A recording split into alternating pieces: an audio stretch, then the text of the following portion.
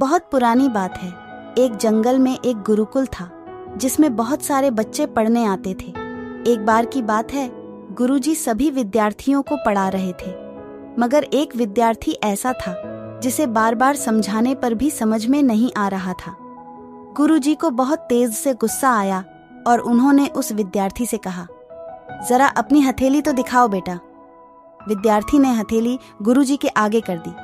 हथेली देखकर गुरुजी बोले, बेटा तुम घर चले जाओ, आश्रम में रहकर अपना समय व्यर्थ मत करो, तुम्हारे भाग्य में विद्या नहीं है। शिष्य ने पूछा, क्यों गुरुजी? गुरुजी ने कहा, तुम्हारे हाथ में विद्या की रेखा नहीं है।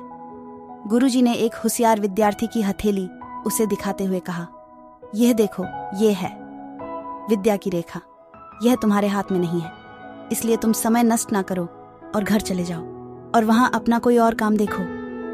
यह सुनने के बाद उस विद्यार्थी ने अपने जेब से एक चाकू निकाला जिसका प्रयोग वह रोज सुबह अपनी नाखून काटने के लिए करता था। उस चाकू से उसने अपनी हाथ में एक गहरी लकीर बना दी।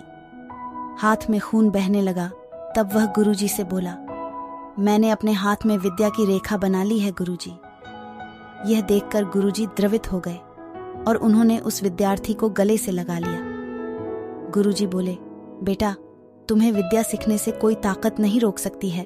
दृढ़ निश्चय और परिश्रम हाथ की रेखाओं को ही बदल देती है। दोस्तों, वह विद्यार्थी आगे चलकर महर्षि पाणिनि के नाम से प्रसिद्ध हुए। अगर वहां विद्यार्थी सोच लेता और अपने गुरु की बात मान लेता तो आज उनको महर्षि पाणिनि की ख्याति नहीं मिलती और वो जिसने विश्व प्रसिद्ध व्याकरण अष्टाध्यायी की रचना नहीं कर पाते। इतनी सदियां बीत जाने के बाद भी आज 700 वर्षों बाद भी विश्व की किसी भी भाषा में ऐसा उत्कृष्ट और पूर्ण व्याख्या का ग्रंथ अब तक नहीं बना। तो दोस्तों, आप जितनी मर्यादा में रहोगे उतने ज्यादा असफल रहोगे। तो अपनी मर्यादा तोड़ो कि लोग चाहे जो भी बोले, हम हर एक को गलत साबित करते हुए अपनी लगन और कठिन परिश्रम के दम पर जो चाहे वो सब कुछ हासिल कर सकते हैं।